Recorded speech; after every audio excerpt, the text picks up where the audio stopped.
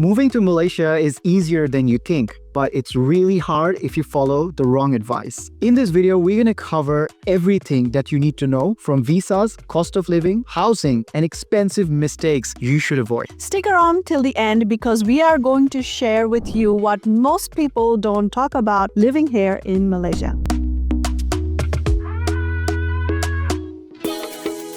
Let's start off with, is Malaysia even the right fit for you? If you're someone who lives in a very expensive Western city and you wish to move to Southeast Asia, we found it's the best option for families if you want that transition to be as seamless as possible, because not only are you going to get great international schools, great private healthcare, great infrastructure, systems we're used to in the West, and great affordability. We find that Malaysia ticks all these boxes. Moreover, it's a great country to visit even if you're a tourist. Also, the food is amazing and people are very warm. But we always say you should try before you buy. So if you're not quite sure to move in permanently, you can always come in and visit for a short period of time, live like a local, because Malaysia gives 3-month visa on arrival for most Western passport holders. We think Malaysia works best for retirees who doesn't want to give up the value of comfort, for digital nomads because they've got one of the best and most straightforward nomad visa, also for families who wish to actually live a little bit more of a slower pace of life.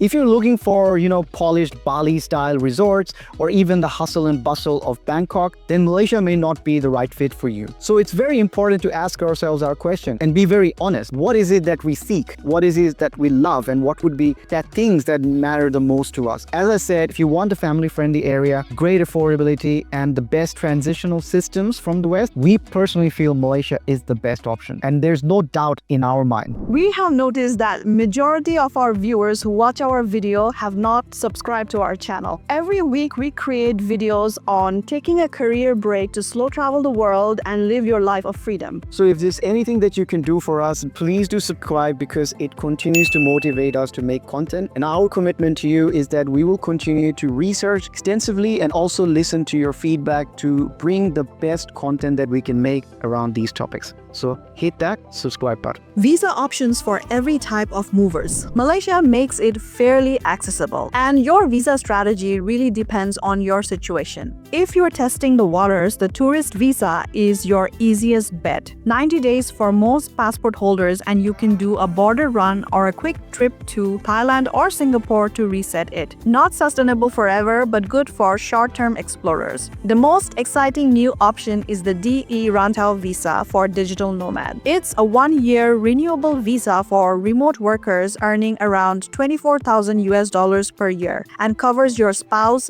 and kids. It's affordable to apply, fast to process, and the most flexible long stay option if you work online. Then there's the MM2H, which targets expats with foreign income or savings. Requirements have changed recently and vary state by state. Penang is slightly easier, but it offers a 5 to 10 years renewable residency if you meet the financial thresholds. Lastly, if you arrive on a tourist visa and want to stay longer, many people switch to the long-term visa while in the country, but just make sure to work with licensed agents to avoid any form of scams. Now let's talk about money. What our living cost would be here in Malaysia depends on a whole bunch of stuff. Where are you going to live? Are you going to live in a metropolitan city like KL, or smaller cities like Penang or Johor Bahru or Malacca? That really depends. Then within those cities, which areas are you going to live in? Are you going to send your kids to private schools, or are you going to send them to international schools? What kind of lifestyle do you want? Do you want to eat out a lot? Are you going to eat local food, or are you going to go and try a lot of international restaurants?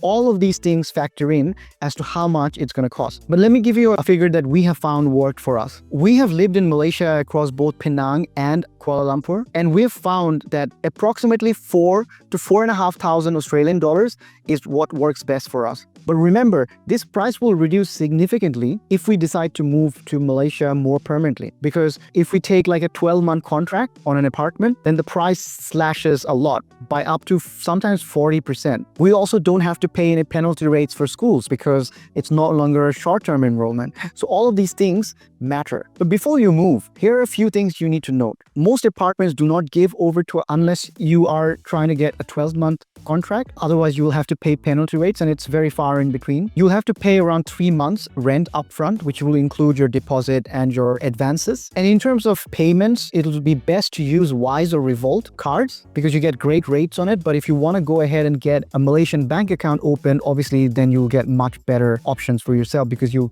have access to those QR codes that's very much available everywhere. In terms of transport, apps would definitely say make sure to get Grab. It's the best. And for insurance, try to get something like Safety Wing that covers you all across, or you can even go ahead and get one of the Malaysian local insurances. Where to live, different cities, and housing tips. Choosing where to live is half the journey. Malaysia has few expat-friendly hotspots and they have their own vibes. If you take Penang, it is perfect for families or digital nomads who want beach, culture, and city access. There is Tanjung Tokong and Tanjung Bunga, which are the areas to go to if you choose Penang. If you look at Kuala Lumpur, it's great for people who love urban life, co-working, international schools, and dining options. You can look in places like Mont Kiara or Bangsar. Now, if you look at Johor Bahru, which is closer to Singapore, it has cheaper housing but not as polished as KL or Penang. Here's an example for you. Start with short-term furnished rentals on platforms like iBilik, Muda,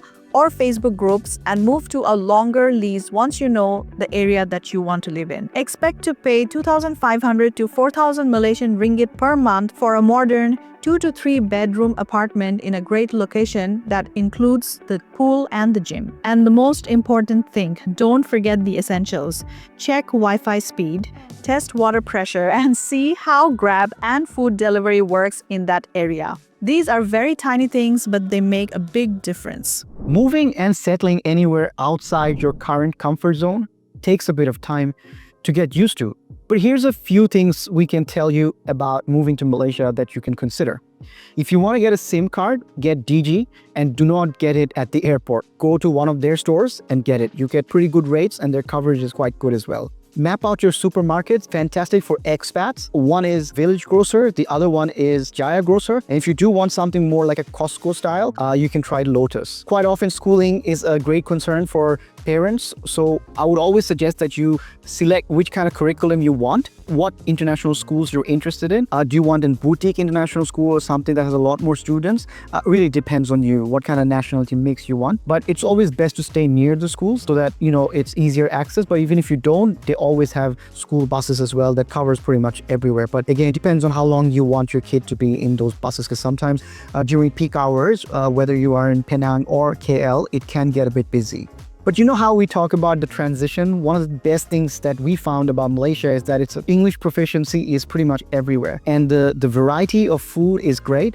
And the roads and infrastructure is pretty much exactly like any other Western nation, with some slight, adjustments, but the percentage I wouldn't say is a lot. So overall, I think Malaysia is a really nice place to sort of settle in quite easily. But the only thing I'll probably say that takes a bit of getting used to is the weather. Even though it's pretty consistent, it does get quite hot. Even though they have a lot of parks and things like that, you've got to figure out, okay, what are the times when the temperature is going to be a little bit lower, such as like really early in the morning or in the evening where you can go out for walks.